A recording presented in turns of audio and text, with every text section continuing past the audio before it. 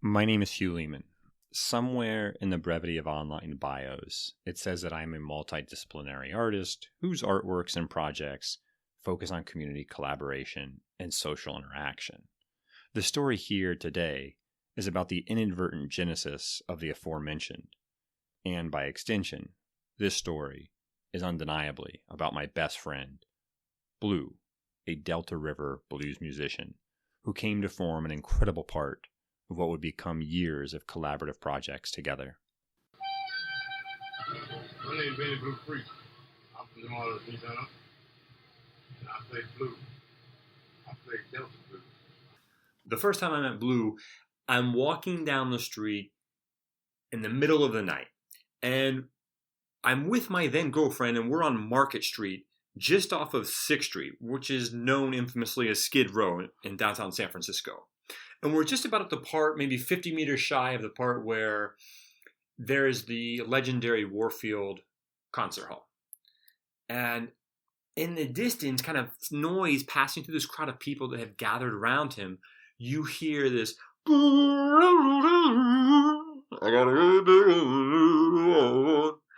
so I kind of rush up there. But just as I get up there, he's done. He's packing up his tip bucket, he's grabbing his harmonicas, and he's putting it all on what he called a mule, which was his bicycle.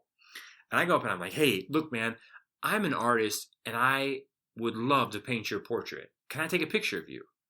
And he's kind of looking at me like, I've never had this request before. So he's like, sure, get out your camera. Well, this is back in the day when it was really uncommon for anyone to carry a cell phone for the most part.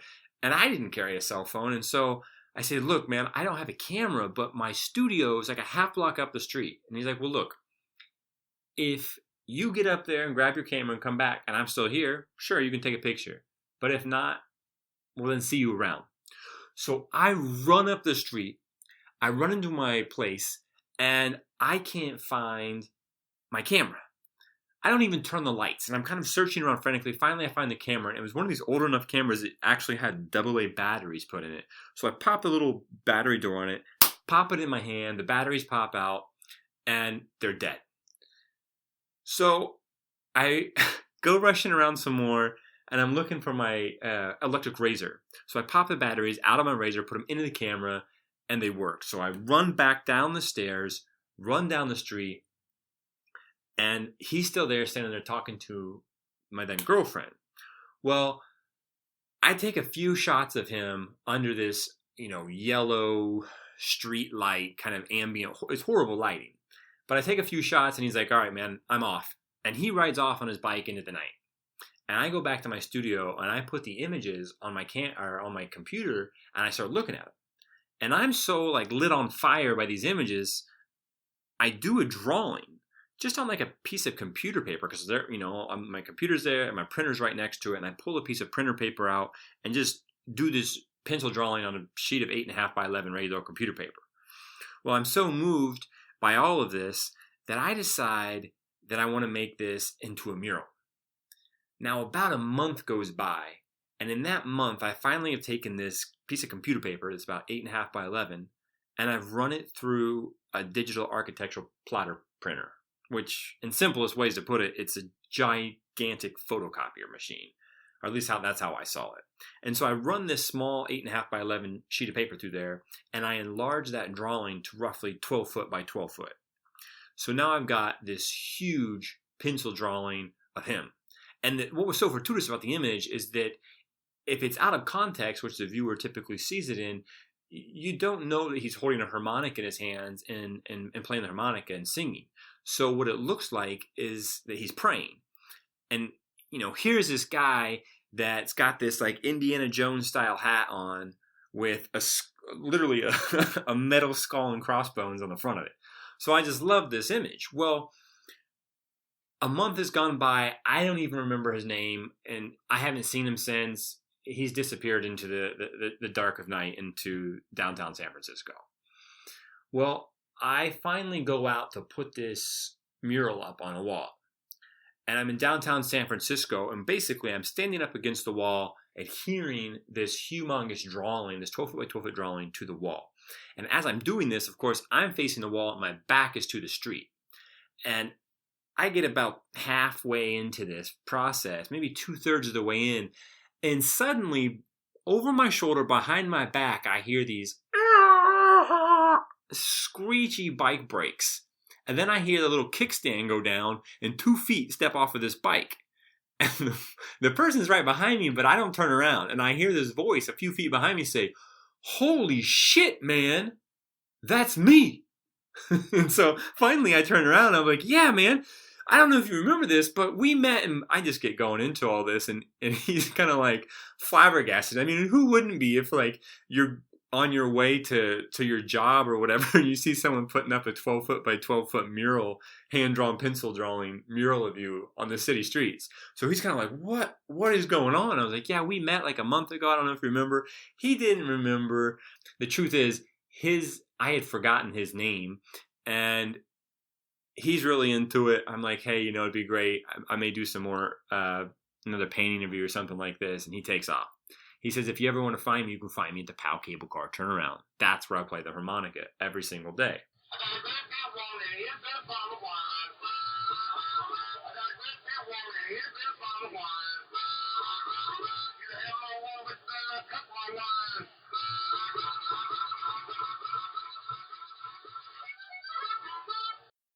Well, I ain't never looked good, but you made me actually look kind of decent. Down here on Stevenson Alley, and he was putting up something up on the wall. I said, "God damn, that shit look like me." I'm like, "Wow, man." That blew me out, man. That blew me away. I've enjoyed his company and his artwork ever since that day. I mean, my image is something else, man. The way he put it down, man, it'll probably last a lifetime. I hope my grandchildren look at it. This was an absolutely beautiful part of my time here and in getting to know the people in my neighborhood. When I was about 8 years old, I asked my daddy for a trumpet. He's listening to all that Miles Davis, all that jazz and stuff. Louis Armstrong gave me a weird look. He said, "What? Where's he?" The next day he come home from work, give me one of these harmonicas. I said, "Boy, as long as you live in my house, you're not going to learn how to play no harmonica." I never understood what he meant. I actually heard somebody trying to learn how to play one. Figure I'm 60 now. I started when I was 8. That's a long time. The beautiful thing about Blue, amongst many, is that he not only played the blues, he truly lived it. I mean, he played for tips at the POW cable car turnaround for more than 20 years. Day in, day out, rain or shine. One time, this is what he told me when I asked him how he came to acquire the nickname Blue. Do you know why they called you Blue? I was always hanging out with whenever they was playing blues. That's where I was at. From the time I could get off these 2 little legs and move, I moved to the music. If somebody in my vicinity was playing any kind of music, I was there. Forever. I break out of baby pants, run to me. I was crazy, man. People been calling me that for years. After more than 12 years doing art projects together, one day I get a phone call, and I don't even recognize the voice on the other end of the line. It's kind of like, you hold me out. And I'm like, "I'm sorry, who is this?" Because it's from an unknown number. The voice is like, to say when somebody wakes up and kind of has a cold, and that how their voice sounds like that, but even more. And finally, as the voice gets warming up, I realize it's Blue. And as we get to talking, he tells me he's at the VA hospital here in San Francisco. He was a veteran of Vietnam War. And he said, "Hey man, I'm out here at the VA hospital, and I just found out I got a few months left to live." And so that really hits me, and we get to talking, and I'm just listening, and finally I say, hey, what can I do for you? And he tells me, which wasn't a surprise, but he says, hey, I want you to get me some Reese's peanut butter cups. Not the like dried out brand Reese's. I want you to go to Whole Foods and get me the oily peanut butter Reese's cups. You know what I'm saying? And we used to go to baseball games, so I knew, and he would bring a bunch of those, so I knew exactly what he was saying. But he says, the other thing I want, man, the last thing I want to talk to my son. And in more than a dozen years hanging out with Blue, I had never heard about his son. Before we even got off the phone, I started looking through an online database I had found. And as Blue's on the other end of the line, I'm asking him questions about how I could potentially find his son through the mother. So I'm asking him things like mother's maiden name, last known address, and the questions I'm asking are basically being prompted by the website database that I'm looking in. So finally I get all that information plugged in, and the search results in South Florida for a person by this name are something like 837 names. And I'm like, this just seems impossible. So I tell him I'm going to keep looking. I'm going to start going through those names. And we get off the phone. And as we get off the phone, I start kind of backtracking in my mind the absurdity of the way I was looking for this person and why I was going through this database. See, Blue had told me that his son's mother was a very well-known and successful attorney in South Florida. Honestly, I didn't believe him.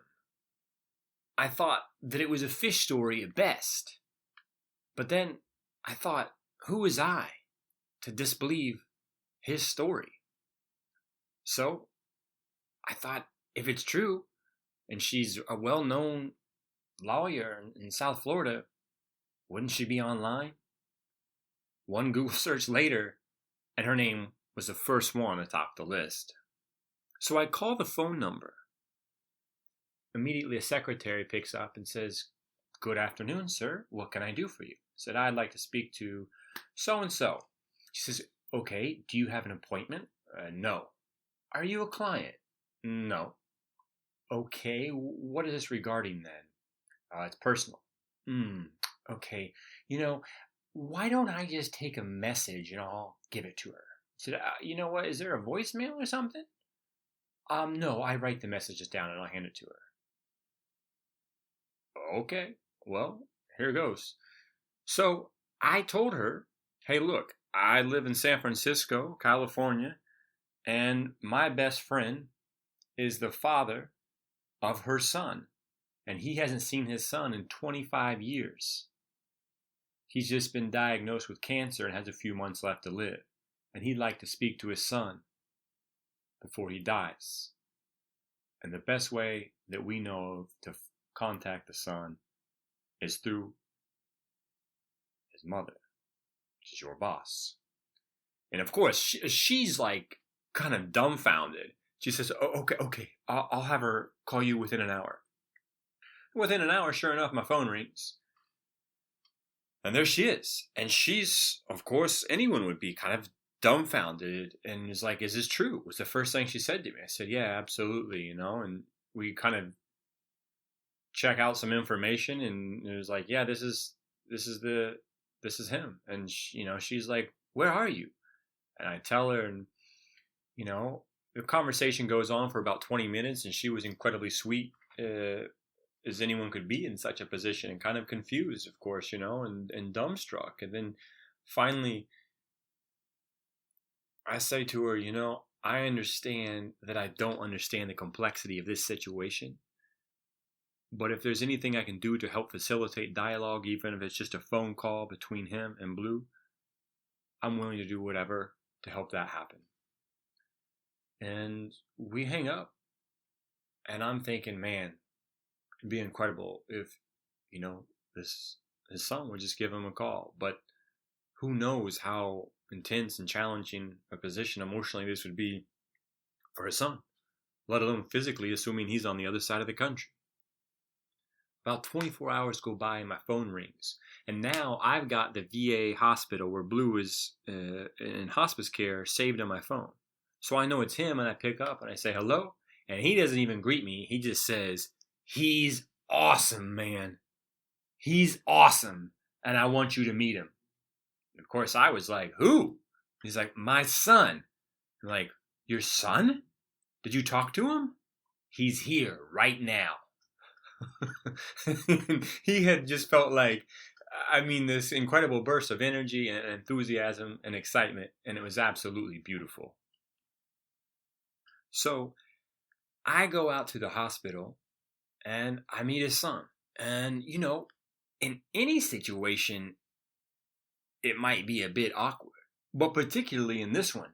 And it wasn't awkward so much as there was kind of like this, now in the last 24 hours, I've heard so much about you. You've heard about me, but we've never met.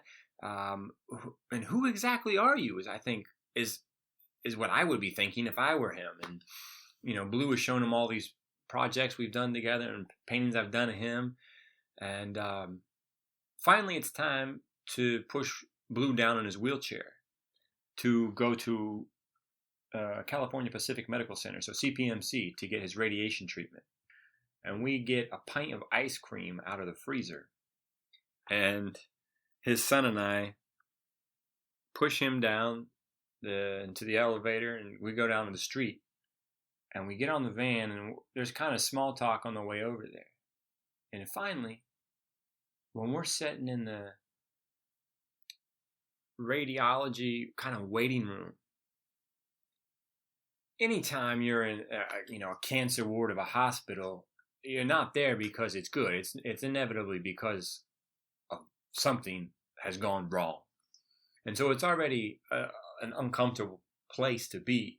And then on top of that, you're talking about a doctor's waiting room, which is always awkward, as everyone sits there acting like there's some sort of privacy, and there's this equal shared awkwardness. And he's sitting right next to me, Blue's son, and Blue gets wheeled off to his radiation appointment. And that's when his son, just out of nowhere, starts telling me the last moment that he remembers seeing his father. And it was beautiful, a beautiful way to open up conversation, but at the same time, it was heartbreakingly beautiful. And you couldn't help but feel empathy for the vulnerability this human being was showing. Well, after the appointment, Blue comes back, and the three of us are getting ready to leave, and he says, No. I want to go up to the top. I want to show him the view. Well, I knew well the view because Blue had a partner for the last handful of years that had died about 1.5 years to 2 years before. When she was in the critical care unit, she was in the critical care at CPMC, the hospital we were at, on the top floor. CPMC, for context, is kind of close walking distance from the Haight-Ashbury district. And it's a fairly tall building kind of up on a hillside. So it has an incredible view. And if you go to the very top floor, at the end of the hall of the critical care unit, it's nothing but a wall of windows that looks out to the ocean, to the mountains of Marin, the bay, and of course the Golden Gate Bridge. It's absolutely stunning view. And so the three of us walk down the hall, pushing him in a wheelchair. So 2 of us walk in, he's in the wheelchair, still sipping on his melted ice cream, his chocolate s'mores flavored melted ice cream, and we get to the end of the hall. And there's this beautiful silence where the view takes over, and you begin to realize that this is the moment where you would show someone where you had worked or what you had done with your life. And this is a part of where he had been, waiting on a loved one. His partner who had spent so much time in critical care there before she finally passed away. And so we're standing there looking out this window at the ocean and the Golden Gate Bridge and so on. And in the background, you're hearing beep, beep, automatic breathing machines from patients who were behind us. And kind of startlingly, no one's coming up to us to say, hey, you can't really be here. So finally, we get ready to leave, and we're pushing the wheelchair back down the hallway. And as we wait for the elevator, Blue kind of looks down at his son's feet and says, man, you got your mama's feet. And his son looks back at him and is like, look at you, man. Brown shoes, brown pants, brown shirt, brown hat, brown skin. Hell, you even got a brown last name. And they, they were kind of like this, like two old friends all of a sudden, the tone of it. And we all just start dying laughing. As the elevator opens up, we get on and go down to the street. Once we get down to the street, Blue has a request, what he wants us all to do. In his mind, what he would call a San Francisco tradition. Blue is sitting in his wheelchair, and I'm sitting on a park bench next to his son. And as we're sitting there waiting on the bus, me next to his son right next to Blue in his wheelchair, he says, I want to show you my city. I don't believe in rent. I don't pay rent. I live in a tent. I like it like that. It's like simple. I can pull up, put on my bicycle, which I call a mule. I can move. That's how I do. Over the next few months, we'd all hang out together a few more times. His son crossing the country back and forth again and again to meet his father before his final departure. I sent a print of the first painting I ever did of Blue to his son, which is it's a part of his house now. It hangs on the wall of his place today. That painting is the image on the screen. I want to say thank you to Blue for being a beautiful part of my life, to his son for being an incredible human being, and perhaps above all to the mother that raised him so well, the mother who I've only ever met on the phone from across the country. Thank you so much to all of you. You've improved the quality of my life. Thank you. I got good people in here, this